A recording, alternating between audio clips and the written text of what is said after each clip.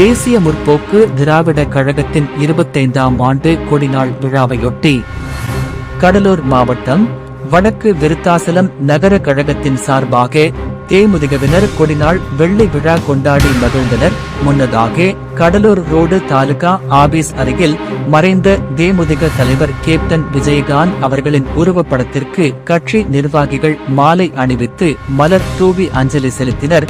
அதன் பிறகு தேசிய முற்போக்கு திராவிட கழக கொடி ஏற்றும் நிகழ்ச்சி நகர செயலாளர் ராஜ்குமார் தலைமையில் நடைபெற்றது. மாவட்ட துணை செயலாளர் வேல்முருகன் கழக கொடி ஏற்றினார். நகர கழக அவை தலைவர் சங்கர் முன்னிலை வகித்து புகழ் வழங்கினார். இவ்விழாவில் டைலர் பாலமுருகன், தியேட்டர் இளங்கோவன், பழக்கடை மகேஷ், மலர் சரவணன், இளைஞரணி செந்தில், பாலச்சந்தர், வெற்றிச் செல்வன், வட்டச் செயலாளர் கணேஷ் மற்றும் சஞ்சீவ், பிரபாகர் பங்கேற்று விழாவை சிறப்பித்தனர். முடிவில் நகர பொருளாளரும் நகர மன்ற உறுப்பினருமான கருணா நன்றி கூறினார்.